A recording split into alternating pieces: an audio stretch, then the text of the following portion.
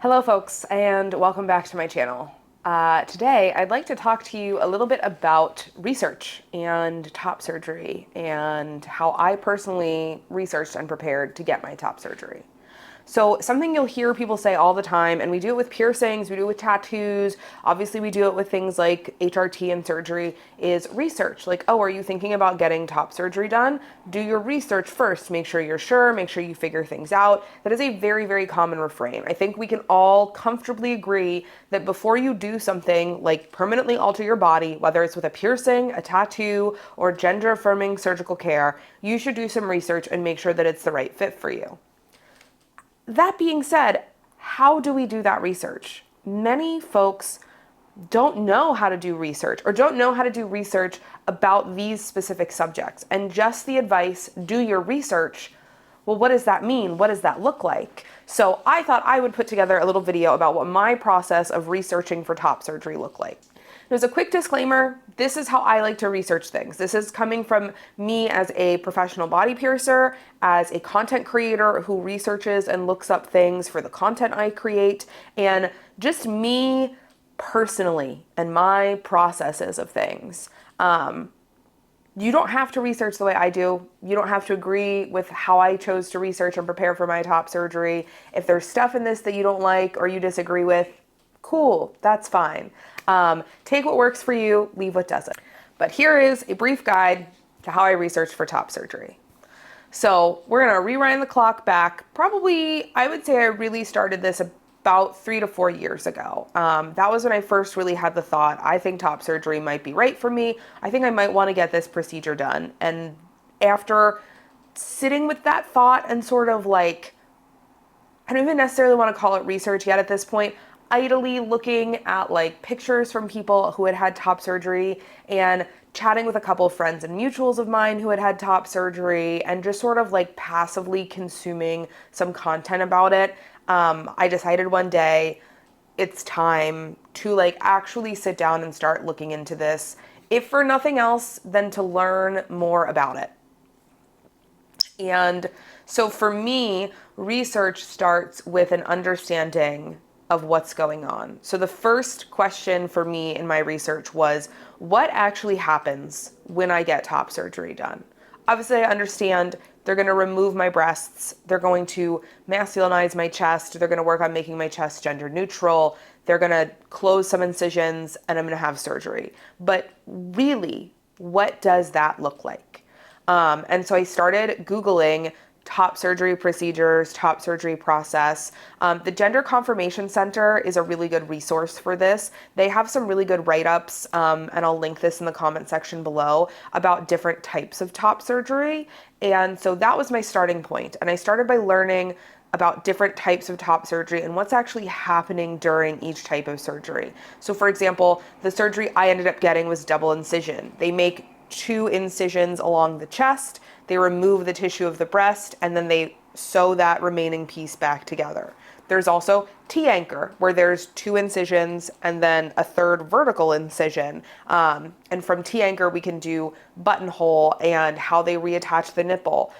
For folks who have smaller breasts, we can do keyhole and where they're making incisions around the nipple, but there's no large incisions across the chest. At first, I looked at those and I was like, wow, I like the idea of that. It would be nipple sparing and I wouldn't have a ton of scars. But the more I read about it, the more I realized that that's really only feasible for folks who have smaller chests to begin with. I was working with a G cup. That wasn't going to work for me. So I started learning about the different types of top surgery. And I made a little notepad file on my laptop, and almost like I was taking notes in a class or like studying for a test, I wrote everything down. So I wrote down each type of top surgery, how it was done, what it worked for, what its pros and cons were. And I had like 3 or 4 pages of notes on every single different type of top surgery. Even top surgeries that I looked at and I immediately knew I didn't think were right for me or wouldn't work with my body, like peri or keyhole, because my chest was too big, I still wrote down things about those. So that was my starting point. I sort of got this like overarching view of sort of the what is happening with surgery during top surgery. I'm someone who likes to be really prepared. So from there, I started refining my research into watching surgical videos of the procedures being performed and reading published medical studies about the procedures. So from there, I went on Google Scholar and I started searching up medical articles about top surgeries, things like I read articles about different suturing techniques for closing double incision and different liposuction techniques for removing fat. I read articles about complications with seroma and hematoma from different procedures. I obviously read a lot of studies and journals about success rates and how happy people were after getting this care and how it worked for their mental health and things like that. And I further continued like I was in school researching for some kind of paper or for a project, adding this into that file that I had on my computer. So I started adding links to the studies I read and information and things like, oh, there might be a greater risk of hematoma with these procedures. I see that this type of suturing and this type of incision closure leads to this type of scar result. And I started like really sort of refining and narrowing things down. I probably spent like 3 weeks reading studies and like every scrap of information I could find about nipple grafts because I was very on the fence about whether or not I wanted to keep my nipples. And so I started really delving into the material about that. And during this process, I was not putting any expectations on myself. I was trying not to read something and be like, oh yeah, you know, like fish mouth incision sounds real. I think we get fish mouth incision. Actually, you know what? T-anchor looks real. No. I was trying to remain objective and just take in the information and not make any decisions, not put any expectations on myself or my body or what I wanted. I was still just in the learning phase. Once I felt like I had a really good grasp on the information that was out there, once I read through my little notepad and I felt like I could easily look at some images and go, oh, that looks like T-anchor. Oh, that looks like peri. Oh, that's a floating nipple graft. Oh, that incision looks like it spread a little there. Oh, that tissue looks a little bunched up. Once I had watched enough surgical videos and read enough studies and journals and papers that I felt like I had sort of like a deeper than surface level understanding of different procedures and things like that, then I started to look at anecdotal information. So I joined top surgery groups on Reddit and on Facebook. I started following more top surgery creators on YouTube and on TikTok, posting about their journey with top surgery. And I started taking the information from my big, like, school level write-up document and putting it into pro and cons list for things like pro and cons of keeping my nipples, pro and cons of not keeping my nipples, pro and cons of double incision, pro and cons of T-anchor. And to these pro and cons list, I started adding the things that I was seeing online. So I was seeing a lot of folks dealing with dog ears with double incision, and especially double incision without additional lipo. So I like added that to my list. I noted people talking about, you know, their nipple placement and how they felt about it and started adding some concerns with that. I saw people posting about gender euphoria with like unique surgical incisions like fish mouth. So I started adding that to my list. And I probably spent a good couple months just sort of like passively existing in top surgery forums and spaces online, just kind of absorbing the different posts I saw and the different feedback and the different information. And this whole time period probably took me about 6 months. And at the end of 6 months, I felt confident that top surgery was what I wanted and was going to be the right thing for me. 80% confident with what I wanted to do for my surgery. I knew I wanted double incision. I knew I wanted to go either full flat or very, very, very minimal tissue left, like a non-binary top surgery, but I was still a little undecided between those two. I was, in my heart of hearts, I was positive that I was not going to keep my nipples. There was a lot of me, like, in an ideal world, I would have kept my nipples and had them grafted on and gotten them pierced later down the road, and it would have been great. But as I've been very public about my nipple piercing experience, I've had my nipples pierced over 10 times. They've never healed. Some of the best piercers in the world have pierced my nipples. They've never healed. My anatomy before surgery was very flat, very non-protrusive, borderline inverted, just not good suitable nipples for piercing and healing. They were just, it was never going to be possible. And because I had attempted to have my nipples pierced so many times, there was so much scar tissue on my existing nipples, which were already like very small to begin with. I just didn't have any confidence that they would graft well because there was so much scar tissue already, so much reduced blood flow already. I already had problems with them even without piercings. I just had consistent problems because of how many times I tried to pierce them. My nipples were tattooed and I didn't necessarily want to keep the tattoos. And if they were never pierceable before top surgery, they certainly weren't going to be magically pierceable after top surgery. Grafts typically make nipples less pierceable. I've never seen a graft make a nipple more suitable for piercing, only stay the same or less. So realistically, I was just going to get this scarred up, less than ideal tissue grafted back on, probably run the risk of graft failure because the tissue had such little blood flow, probably have a lot of issues, and end up with grafts that I couldn't pierce, that were very flat, that I probably didn't like the look of, and dealing with the potential asymmetry of nipple grafts and all of the issues of healing with nipple grafts. None of that sounded like delightful to me.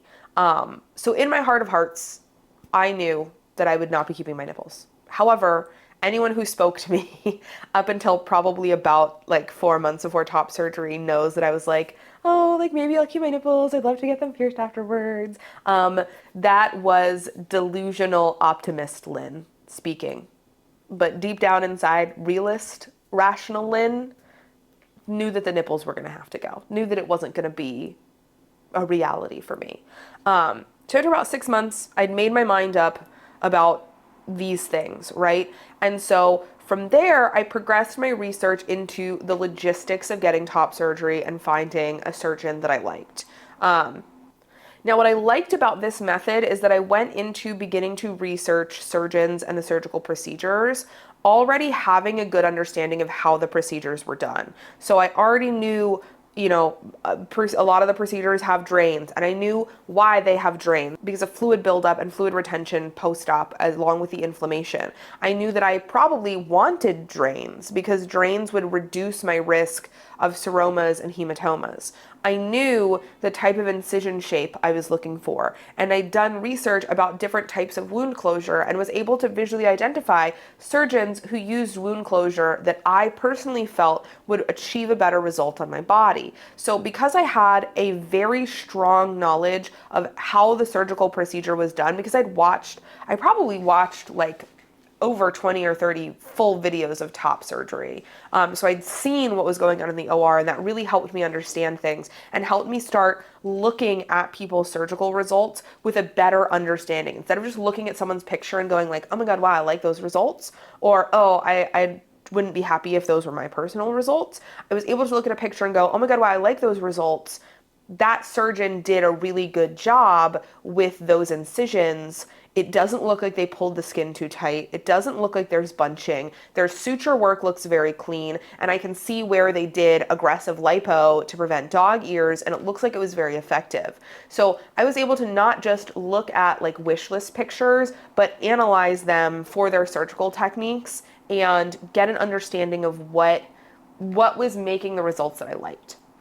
So from here, I started like a wish list folder on my computer, and I started saving images of any and all of the results that I really liked, that I felt like were something that I would want. And I also started saving images that were examples of what I did not want. So, issues with dog ears, issues with incision placement, things like that. And after about a month or two of doing this, I had like literally dozens, if not hundreds of images in my folder. And I always saved them with information about the surgeon who did each procedure. So from there, I was able to make a list of surgeons whose work I obviously liked, and I started pursuing and looking into things with those surgeons. So I reached out to the surgical offices, got information, read the surgeons' websites. Some people's websites or like social media presences, I was immediately like, ugh, I'm put off by this. I don't think that this person is a good fit for me. So I started gathering information, and from there, I moved into consultation. Now, consultation for me was about two things. One, it was about seeing like the vibe and the energy of the surgeon and how well we got along and how comfortable they were doing what I wanted, because what I wanted was a little bit, out of the norm for top surgery, especially as a non-binary person. And two, hearing about their thoughts with aftercare and healing and the recovery process.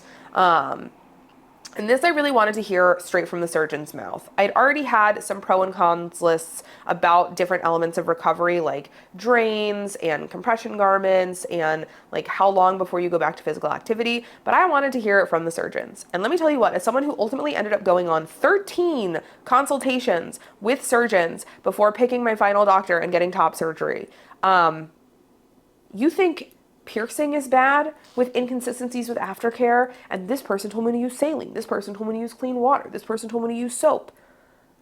Turns out that's not a piercing industry specific problem. That's just an anything healing problem, because I don't know that I had a single surgeon give me aftercare identical or even close to another surgeon's aftercare. Everyone had wildly different timelines, wildly different recommendations for compression and garments afterwards, wildly different recommendations for scar care, resuming activities, all of this stuff. It was just fucking all over the board, which is like kind of wild when you think about it. Like, don't we have a really good like scientific understanding of like wound healing and how this works? But it just goes to show you how different wound healing can be based on climate, based on surgical technique, and how different surgeons' opinions and views about wound healing play a role in this. So I started consultation process. I had a very detailed list of questions I wanted to ask each surgeon. I can post that list of questions if people are interested. You can find lists of questions like this in every single fucking top surgery group that exists out there, though. I just tailored some of the questions to be specific for me. Things like, when can I do body suspension again? When can I return to weightlifting and yoga again? How will you work around my subdermal implants? Other than that, my questions were very milquetoast. Do you use drains? What's your aftercare? How long do I need for this, this, and this in recovery? Like your general baseline questions for a surgeon. And I'm not gonna lie, my consultation process was rough. My consultation process was not easy.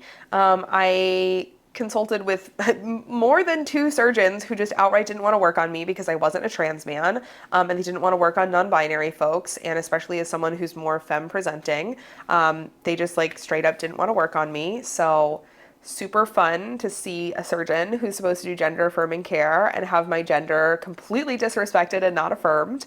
I dealt with a lot of surgeons who were super weird about the body modification stuff. People tried to tell me I'd have to have my collarbone implants removed, that they couldn't work around it, that it was dangerous. I had someone say that they wouldn't do top surgery for me because I had tattoos. That same surgeon implied that like I probably had HIV from having tattoos, which was crazy to me. And then I met with some surgeons who I just didn't vibe with. And I've always said this, I feel like in order to do surgery for a living, there has to be a certain disconnect from people, because if you humanize the person that you're cutting into on a table too much, it gets to be really hard to cut them open with scalpels and implements and do what you're doing. And every surgeon I have ever met or worked with in my entire life, and every heavy moderatist, has always, like, I've weirdly felt like a piece of meat, not in a bad way, but just in like it's part of the job, I have to view you as this thing that I'm working on way. And some surgeons' personalities I can deal with that, and some that I can't. So sometimes I just went on these consults and it was a bad personality match. After doing many consults, I had narrowed it down to about 3 different doctors that I was really debating between. And so I went back and I really searched lots of different examples of their results. I actually DM'd people who had like posted on forums, was like, hey, I might be seeing your same surgeon. Do you mind if I ask you some questions? Talked with a lot of people, and ultimately ended up settling on my particular surgeon. Now, I did 2 initial consults with my surgeon. I did my first consult where we met, we talked about things, all of that stuff. And then I ended up doing a secondary consult where I just really refined everything that I wanted. And I came in with like all of my wish list photos and like Photoshop mock-up I did of my chest, and like a lot of very like highly specific questions about my recovery, and just sort of like hashed all of that out. And It made me feel really rewarded in my research because my surgeon that I ended up going with, when we were chatting over our consult and I was talking about like, I want double incision, I want additional lipo here. Here's where I'm concerned about with like scars bunching. I have, like a wide base breast, so I know that it like continues pretty far back. I'm very comfortable with my incisions coming far back under my armpit because I really just don't want to have any extra tissue here. Here's what I'm looking for with lipo. Here's what I'm concerned about with bunching on my incisions in the center of my chest, all of this stuff. And my surgeon at one point was literally like, so you work in medical, right? Like, what do you do? And I was like, oh no, like I don't work in the medical field. Like I work with bodies. I'm a professional piercer. It's like, I think medical adjacent. But no, like I don't work in the medical field. And he was like, you know more about this than some of my nurses and some other like colleagues that I have in this. Like, how do you know this much about top surgery? And I was like, I did my research before I decided to get a major surgical procedure done because I feel like that's what you should do. And so I felt very good that my surgeon was like, oh, like you clearly know your stuff. Like you researched this heavily. And it was worth it. It took me probably 3 years, start to finish, to like do all of this research, decide top surgery was right for me. It was like a year of consults. I got burnt out on consults at one point and just like stopped doing them for 6 months because I was so depressed. Like my first like 7 were god awful. All of them were bad. Just miserable. And from there, got back into it, found my surgeon, paid my deposit, waited a year between my consultation and getting my surgery, and now we're here.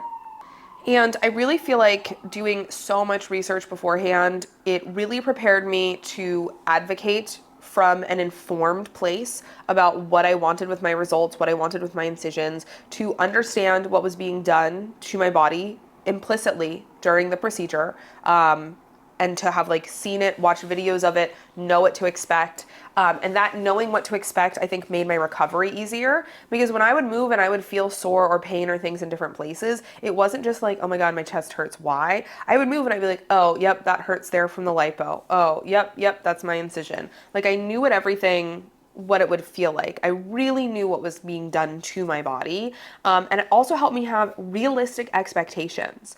I understand that not everyone has the stomach for watching surgery. Like I totally get it.